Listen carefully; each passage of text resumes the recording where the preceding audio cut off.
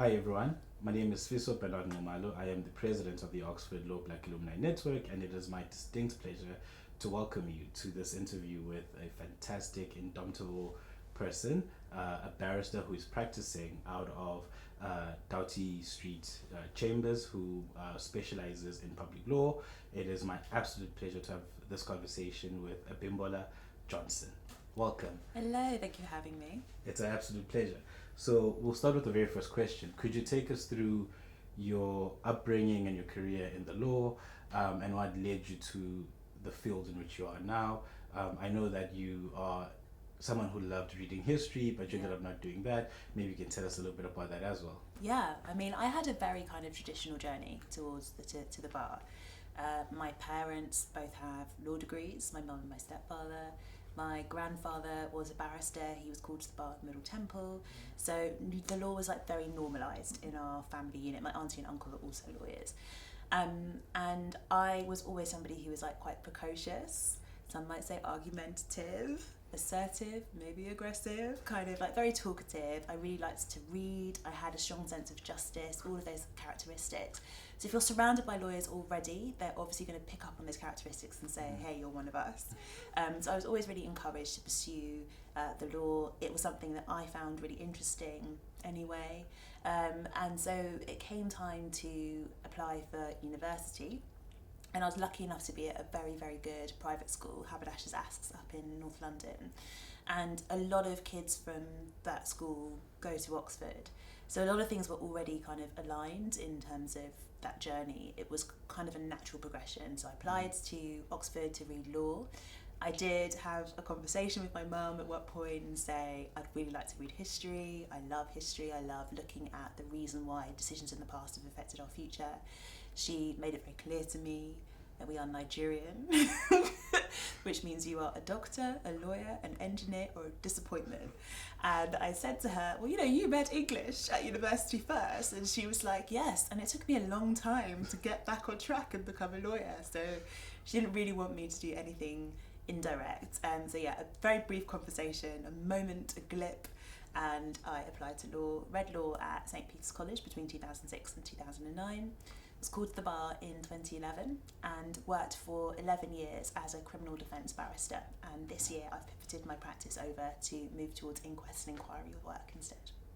That's very fascinating, and I fully understand your Nigerian mother, and I agree with her completely.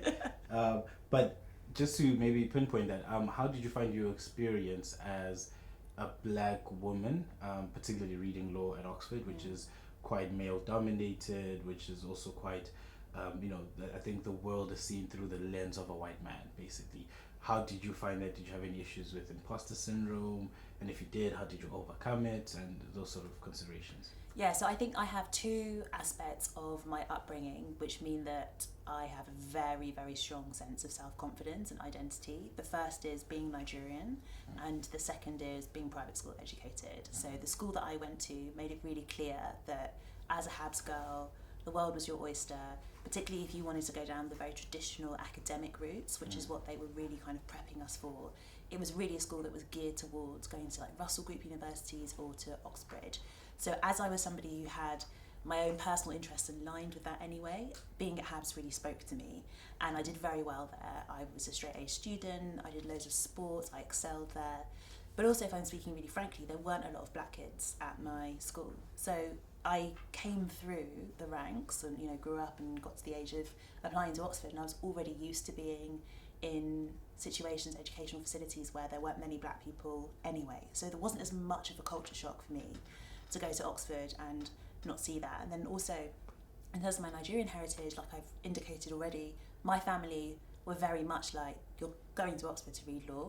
So when I got my offer at Oxford, it was very much kind of what was expected. I didn't feel like I should have been anywhere else but there. So when I got to Oxford, I had a slightly different experience to what a lot of people describe. I'd had years and years of going to schools where I didn't have many black friends, and my black friends being friends that I got through my family in terms of my cousins and their friends, through doing a lot of extracurricular activities outside of school. I ran to quite a high level, so I was part of an athletics club where there were a lot of other black kids. I went to a Pentecostal church, so I had black friends through that. So I'd always had a core group of black friends, but I actually really didn't have a core group of black friends at my school. I had 3 black girlfriends at school, and that was it. So when I got to Oxford and I joined the Afro-Caribbean Society, that for me was actually the first time that I had my friends in the same school as me. And so for me, actually, Oxford was a more diverse experience than school, which I think says a lot about the way that things were, rather than that Oxford was particularly diverse. Sure.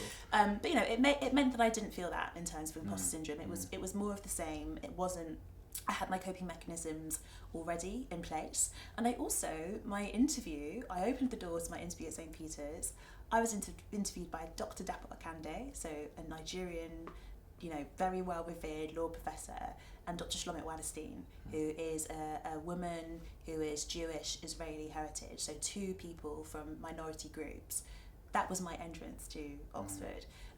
So yeah, I think the stars aligned, and actually there was a lot that happened that made me feel very welcome, and I never really questioned that kind of thing. Obviously I had those moments that everyone has where you do your first essay, sure, and you get this mark and you're just like, I have never got anything less than like an A. I thought I would just get firsts and 2 1s in every essay. That was not, so it was humbling. But not imposter, definitely not feeling like an imposter. Thank you for that. It also reassures me that my grades in the PCL were not of my own making. Yeah. But in any event, what would you say is a defining moment in your career? What was a defining moment in your legal careers specifically? Oh, do you know, so I think it's come quite recently. So you'll note from when I was describing my journey that I've switched from criminal defence to this year changing it over to public law. So I'm going to be specialising in inquest and inquiry work at Doughty Street. Before that, I spent over a decade at 25 Bedford Row, which is one of the best criminal defence sets in the country. And when I first wanted to be a barrister, I said I wanted to be a human rights lawyer, because I think a lot of us, that's kind of like what we want to do. You want to be a human rights lawyer, or you want to be like a corporate beast, No. And I got to Oxford, and you're bombarded, aren't you, with, you go to the Oxford law fairs, and it's a lot of like really well-to-do magic circle firms. They give you the USB sticks, the pens, they take you for nice dinners, you do vacation schemes, you see that life, and you get quite drawn in. So I kind of not lost my way, but I didn't have that focus on human rights practice. Yeah. But as I left Oxford, I fell back in love with the kind of human-centric areas. I did mini pupillage with Anuja Deer after bumping into her at a dinner at Lincoln's Inn and Oxford, and she said that I could come and shadow her. She's now a High Court judge, but she was able to show me cases at the Old Bailey, cases in the Magistrates Court, and I just fell back in love with the idea of being a barrister. But I had a break, as so many of us do. So many things collided. COVID happened, which meant that court cases massively slowed down. I gave birth to my son last March, which meant I had a year off for maternity leave. And it's the first time really that I paused in my career and really had an opportunity to take stock and think about what direction I wanted things to go in. And so many things had happened. George Floyd had been murdered. Discussion about anti-racism work was really much more mainstream than it had been before.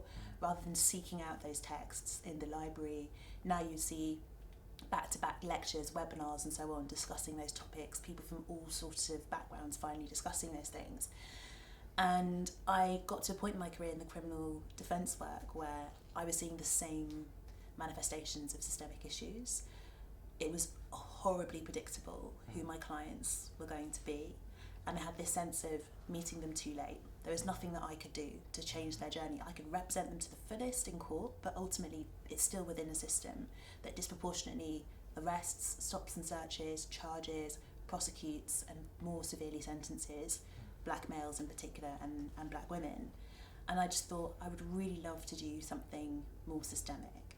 And because court had slowed down, I finally had the breathing space to be able to do that. I applied for a role that was being advertised. I'm now chair of a board that scrutinises all 43 police forces across England and Wales in relation to a race action plan, where they're focusing on anti-black racism in particular.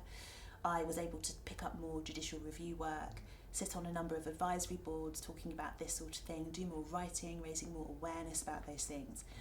And over the last year, it just occurred to me, I need to bring my practice into those lines, and I'm hoping that that's what moving to Doughty Street is going to give me the ability to do. Sure, that is amazing. I mean, heartbreaking, but also amazing, the fact that after, you know, having a very long career, it was within the last couple of years that you sort of went back to your initial calling, to what you really, and it took, unfortunately, the tragedy of George Floyd, which was a international sort of disaster, and cry really for all of us to say, actually, we need to pay attention to this. This is quite serious. It's not just America. We need to start reflecting what's happening within our own smaller communities and the microaggressions. And so I think that's the thing, right? I think for us as people who live in Britain and are black, George Floyd wasn't the start of that awakening for us. So we had been having those discussions and for years and years, and there was a point towards the end of 2018, and it was after we had a slew of those reports, you know, hearing about things like Tamir Rice and so on in America, but also what I was then seeing as a black barrister going to court were manifestations of similar issues in court. But what I had been doing prior to George Floyd is I had been talking about those issues with my black friends. I'd been talking about those issues with my white friends who I felt was safe to talk about those matters with. I wasn't really talking about them as widely as started happening with George Floyd. So I realised what I was doing is I was compartmentalising a lot of those discussions and my feelings around that. But with COVID and with George Floyd dying and everybody suddenly talking about it, it became so much harder as a black person to keep those things compartmentalised. And that was that was the only way that we could cope. You know, I would start a day reading about somebody like Tamir, seeing that somebody like Mark Duggan had been shot, and then I would kind of squash those feelings, you know, like get dressed and you go to work, and then you step into a courtroom and you're the only black face in the courtroom aside from your defendants. You're seeing that replicated again, but you're trying not to bring those those angry feelings into what you're doing. And I just thought it's not healthy actually, and it's not normal, because these are both aspects of injustice, and if my job as a barrister is to fight that, I need to be able to do that full circle. And in terms of my career, just another thing to highlight, you know, I started at the bar in 2011. 2011 is a really significant year for the criminal justice system in the UK. 2011 is when we had the riots, or you know, disorders that arose as a result of the shooting of Mark Duggan. And that led to the kind of rioting and behaviour that you saw in like the Tottenham Wood Green area, where shops were being burnt out. And that had a direct influence on the way that matters went through court. You started to see the introduction of the gang violence matrix by the Metropolitan Police. You start to see the normalisation of police officers looking at CCTV and identifying people, which used to be squarely left to jury issues.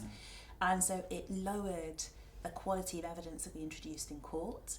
It normalised the kind of characterisation or mischaracterisation in many cases of black males who did particular things, listened to types of music, as being labelled as just like this blanket label of gang, which then became kind of laundered into intelligence that became admissible in court. So my own journey to the bar is kind of a journey of the introduction of racial prejudice in a very clear way into a system without people outside of that system recognising it. So when I took stock in that period with George Floyd and everything, for me, it wasn't the start, it was the culmination. And it was just this point where I just thought, I can't keep putting these things in different boxes. I have to do something about it in every aspect of what I do. I just want to get into something that you said, something about going into, you know, a courtroom and the only other black person is the defendant, right? And I'm curious as to what do you think diversity, and I must confess that I hate the term diversity. I think it distracts us really from what is issue, which is racism, right? Yeah. So it's easy for people to say we lack diversity rather than to say we are racist, or we still perpetuate and carry systems that lead to exclusion of particular people, sexist ideas. So I think Derek Bell wrote an article a couple of years ago that speaks about diversity as a distraction within universities, and I think that to me also applies, right? I think in many ways. But really, just to get to the point, what do you think diversity adds to the courtroom, to the criminal justice system? So what does it actually add if you have a black defense attorney or lawyer, barrister? What does it mean if you have a black judge? What does it mean to have more black officers that are employed, which are also, I think, importantly treated well? Because I think there's always the issue within policing that not only are they racist to suspects and black people generally, but also racist towards black people within the field itself. So just your thoughts about what diversity could do to the criminal justice system. How could it make it better? Okay, so I often think these questions are really interesting because I think there's an assumption behind those. I'm gonna Oxford this answer and I'm gonna attack the question before I answer the question. But I think there's an assumption behind those questions which assume that by having a more diverse or visibly diverse workforce, that will change the culture of the workforce. Absolutely. I don't think those things flow. Yeah. I think that you have to change the culture before the diversity has that impact, right? Because otherwise what you're doing is you're saying it is the job of people from minoritized backgrounds to carry the weight of changing an institution, and they can't. It's not possible. Yeah. I don't know what the new census data is going to say, but the 2011 census data said, for example, that there's only 3% of the British population is black. So if you even have a representative workforce in every company, in every organisation, we are always going to be in the minority. There's never going to be a critical enough mass of us to make an institutional change. So what does that then mean? It means that what has to happen is, first of all, it needs to be recognised that it's not our job to do the heavy lifting. So what are the people who are the majority? What are the people who have that decision-making power? What are they doing to change the way they think, the way that they do things? The reason why it has an impact on me when I walk into a courtroom and I'm one of the only other black faces in there is because I know, or I assume, wrongly or rightly, that if I bring up matters of race, if I see things and feel things, I don't feel that same kind of support around those matters because I don't have another black person there who I can just count on to get it straight away. Whereas if I walked into that room and I was the only other black face, but I heard somebody else, whether they were white or brown or any other race, saying something that demonstrated that insight into those systemic issues, that would also put me at ease. So I think that diversity is important because diversity indicates that a culture or an organisation is able to attract people from different backgrounds, is able to retain that talent and is able to promote that talent. If diversity reflects that, that's a really good sign. But I'm much more interested in inclusion. I'm much more interested in, do you have processes where you are not looking at somebody who is culturally similar to you but adds to the culture of an organisation? Do you have practices that ensure that people from different backgrounds come into safe environments where they can flourish, where they can bring aspects of their culture into things without being worried about whether they're going to be viewed as threatening, unprofessional, aggressive and so on? Those are the things that I'm really looking for, and I think those are things which will make a huge difference. And so when we say that we do the kind of head count, when you walk into a room and you're like, there's one black person, there's another. The reason that we're doing that is because we're looking for people who will get us. Absolutely. And so on. But if we were able to see more people from non-black backgrounds being able to handle those conversations, sharing that cultural understanding, competence, navigation and so on, we wouldn't need to do that head count anymore. Yeah, absolutely. Yeah. Fully agree with you. Fully agree. Just, to go back again, I know that this is now in your past life, the criminal barrister stuff, but I'm curious. I mean, a couple of months ago, and I think it's still ongoing, there were quite vocal debates about and protests really from the criminal defense barristers who were protesting outside courts and not working on certain days. Can you take us through some of the reasoning and what were some of the aims that they were hoping to achieve? What caused all of this? Yeah, so there was a very long strike, and effectively the demands were that criminal defence barristers who do legal aid work wanted to ensure that there was a 25% rise in the fees that we were receiving for that work. Not just for new work that comes in, because as a criminal defence barrister you don't get paid until the end of a trial, which can be about 2 years sometimes from when a client gets charged. But we wanted it to apply to all of the ongoing work, so work that we were presently doing as well as work that we would start to get from that date. That demand was based on a Bellamy review, which had taken place about a year ago, which was already 2 years delayed. So Lord Bellamy had been instructed by, it's hard to remember who was Prime Minister at that point in time, but by a Tory Prime Minister, to look at the state of legal aid. And they made a series of recommendations, which included at that point a 15% increase in wages. Not I say wages, but in fees. And then obviously we got hit with massive inflation over that 3-year period. We had not had a pay rise in legal aid work for a number of years. And when we do get pay rises, they're not index linked. So they get eaten up by inflation quite quickly. So what we were looking for was literally just to have our fees rise in line with inflation, to where they were at this point, and then also be index linked for the future.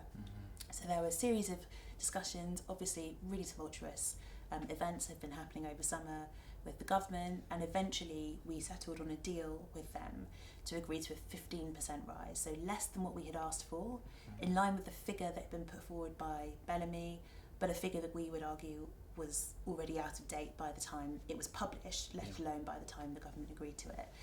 But who is not striking at this moment in time? Who is not in fiscal crisis? After a point, I think a lot of people voted for the deal because of pragmatic reasons, not necessarily because they thought it was a fair deal. And also, it's so mentally difficult to be somebody who's passionate about advocacy and to go on strike and to know that you are leaving your clients, you're leaving witnesses, you're leaving complainants and victims languishing, waiting for trials. It goes against everything that makes us passionate about being barristers. So I think that a lot of people also just felt like they were in a moral conundrum about continuing with the strike. So yes, the strike ended at the beginning of September. We're back to work now. There's still been some issues with the statutory instrument which was laid by government as to whether it actually does apply to all of the work that was happening at this moment in time. So the details are still being ironed out. But yeah, that's a brief synopsis of kind of where we've got to now.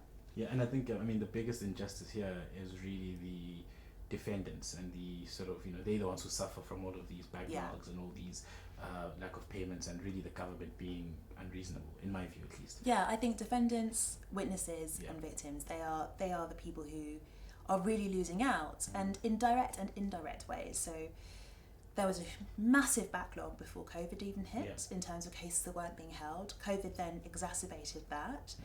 And obviously with the strike, what we were doing is we were saying, look at how much this system relies on the goodwill of barristers, and bear in mind that if things continue in the way that they are, you're going to lose talent from the bar. And so it was a difficult decision to go on strike. It wasn't one which was taken lightly by anybody at the bar. And I won't be surprised if there are further strikes in future, because that pay rise was not what was needed to sustain the bar that we as a country should want to have to work in such sensitive and important cases. Yeah, absolutely, I fully agree. So I just want to, now that you've practiced, and we had a interview a couple of months ago, and one thing that came out is that the person said if they could go back, they wouldn't learn law because they don't think they learned anything from law. They wouldn't go back to law school because they didn't learn anything about law at law school. They only learned about the law once they start practicing it. But I think that might have been maybe an exaggeration, to say the least. But I think what I want to ask you is, now that you've practiced and looking back, do you think that that legal education is robust enough to alert you to some of the issues that might arise, as particularly, the race element and some of the class element. So do you think that we are doing enough? I know that, just to plug Oxford, we've now introduced courses that have to do with hate crimes and understanding what hate crimes are, which you'll be teaching it. But so I'm just wondering, do you think that's the move that we need to be doing, now as law schools, that, the education, we cannot wait until people start to become barristers and wait for another George Floyd incident for people to start saying, well, we need to start doing important work, but rather from universities we should move away from a very doctrinal, here's what the statute says, and that's it, but rather also teaching them that the law has intersections invariably with race, class, sex, and all these different things.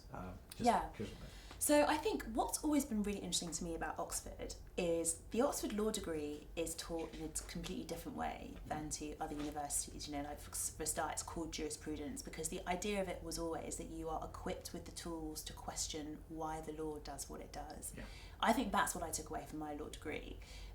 Because when you think about it, from 2006 to 2009, the stuff that I learned on my criminal law module in Michaelmas term of 2006 was some of those cases were out of date by the time I even graduated. But what hadn't changed was my ability to attack the law, my ability to look at a statute and think, well, why is the mens rea at this level? Why is it intention? Why is it recklessness? Why do you have really serious harm meaning this? Why do you mean this by actual bodily harm, and so on? So that ability to analyse the law was something that I got through my degree at Oxford. And the moment it really clicked for me was actually in my third year. So the one thing that I would definitely change about the Oxford Law degree is the fact that you don't really get an opportunity to sit back and to look at how the modules interconnect with each other, let alone how the law interconnects with other aspects of society, until you are super knackered, you're doing your finals and you have those back-to-back exams and you finally see, one day you're reading contract, the next day you're reading admin, the next day you're reading EU, the next day you're looking at other things, you're like, that's why this crosses over into that, that's why tort is, does this, it's sensitive to these aspects of criminal law. So I do wish that there was something in the Oxford degree that allowed you to just have a bit more breathing space and to really enjoy what you're learning. I just constantly felt pressured when I was at Oxford, that needs to do 3 essays every 2 weeks, the back-to-back lectures, the tutorials. I just felt like I was just constantly trying to regurgitate things, to recount things. So the best part of my degree were the tutorials, where you got to focus on one thing in particular, one or two things in particular, and really discuss those in depth.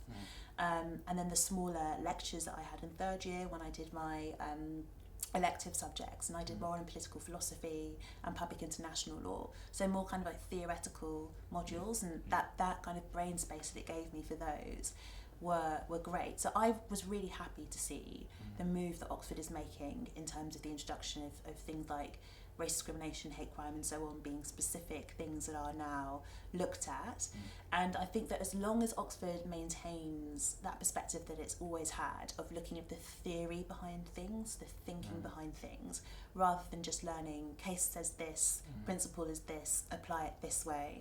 It's always like, why does the case say this? What was the rationale behind it? What would you do? As long as it equips students to think about things that way, those life skills, and they are life skills, that's critical thinking. And let's look at the rhetoric that we're seeing in public now around like things like critical race theory. Those are basic academic skills that if you want to get anywhere in life, you need to have. So this attack that we're seeing on academic thinking needs to be protected in our institutions. So really happy to see that. I do think that faculty should be responsive to the kind of principled approaches that people want those things to move in. But I think also Oxford should get some salutation for the fact that I do think the ethos of that has always run through the law degree. It has been a bit stiff, and I don't think there's enough breathing space, like I said, but I think the methodology behind the teaching has always been stellar. Absolutely. Again, I'm not paid by Oxford to say that. It is a great critical space for thinking and engaging with the law and why certain things are. But I could have you here the whole day. I will maybe just ask two last questions and then we'll wrap it up. Sure. One of them is that you said you chair the independent scrutiny and oversight board. Mm-hmm. So I'm curious, what kind of work do you do and why was it necessary to establish that oversight? Yeah. So what happened? George Floyd, another time that we go back to that tragic murder. After George Floyd was killed in June 2020 and people started to talk more openly about race, people started to look inwards and to challenge institutions like the police in the UK. And I always say I find it ironic because you only need to go onto groups like Inquest's website to see that there have been incidents in the UK where those could have been moments of reckoning and reflection for the police. So there is something a little bit jarring about the fact that it took George Floyd's murder, a black man in America, for the police in England and Wales to be reflective around this topic. But effectively what happened was there was a meeting with the chief constables, so all 43 across England and Wales, and they sat down and said that we're losing the trust and confidence of our population because we're not seen to be, nor are we, substantively doing enough to battle the racism that permeates policing. And they identified that it is present in the way that they steer their community engagement, their internal culture and inclusivity, in terms of how they protect people from victimisation, in how they attack data and evidence, and also, of course, how they use their powers. So what they said was they were going to finally come up with a race action plan that all 43 police forces would commit to, which would implement new things as well as the recommendations from stuff like the Stephen Lawrence Inquiry Report, the Anglione Review, which have highlighted these issues, and they will implement them and they will fund it for 4 years and they will really put their kind of emphasis and their priorities behind that. But of course something needed to be different because we've heard these before, we've had these reports. So they devised an idea that they would bring in an independent board that would scrutinise their progress, so that those success measures could only be success measures if they were deemed to be so by the board that I now chair. I was really cynical about it when I first saw it. I wasn't going to apply to it. I'd actually written an article in The Guardian about the fact that my black, very middle class friends hesitated before calling the police because we are black. There's a fundamental issue with race when it comes to the police. So I had concerns about it as well. But then, you know how it is, got it sent to me on the auntie's WhatsApp grapevine. Those very same friends who I'd written about sent it to me and said, we think you should apply for this. So I did apply, and in doing so, I showed the police everything that I'd written about them, all the criticisms that I'd made about their role in the criminal justice system and so on, and they were enthusiastic about it. They appointed me, I then recruited my board, and that was about a year ago, and I'm going to be honest, it hasn't moved at the speed that I would have wanted it to, but policing is also a very clunky machine to get going around stuff unless it really commits to it, and it's annoying because at the same time there's the violence against women and girls strategy which has been implemented, and that has been done at lightning speed compared to some of the things that could have been prioritised in the race action plan. But I always knew that was going to be the case because 50% of the population is female and such a low percentage of the population are black, and it's very easy to allow other things to become prioritised around these matters, and anti-racism work is really difficult, but I still back the programme. I still think that the people who are working within it have good intentions. I don't think it's hitting where it needs to, but I am still happy to be involved in it and to give my time and effort towards it. Oh, thank you for that. Last question, if you were to advise, what would you say to your 19-year-old self or 20-year-old self as you start in law school and you have decisions to make about what to do with your career? What would be your advice to your, first year self? Or Honestly, I'd say you're gonna do fine. I genuinely, I'm really happy to say I wouldn't actually change anything about my career. I am really happy with the chambers that I've been part of, with the work that I've done in and outside of the bar. I've been really lucky to have the support that I've needed externally and internally to be able to do those things. I think I've got a really strong and secure inner voice that was given to me by my mum, by the friends and family that I have, by the faculty that I was exposed to at my different educational institutions. There's honestly nothing actually that I would change. I'd maybe go back and just be like, maybe your mum was right. Trust That me. history degree, maybe she was right. Doing a law degree was the way forward, because look where you are now. And with that being said, thank you for blessing us with your presence. It's been a pleasure.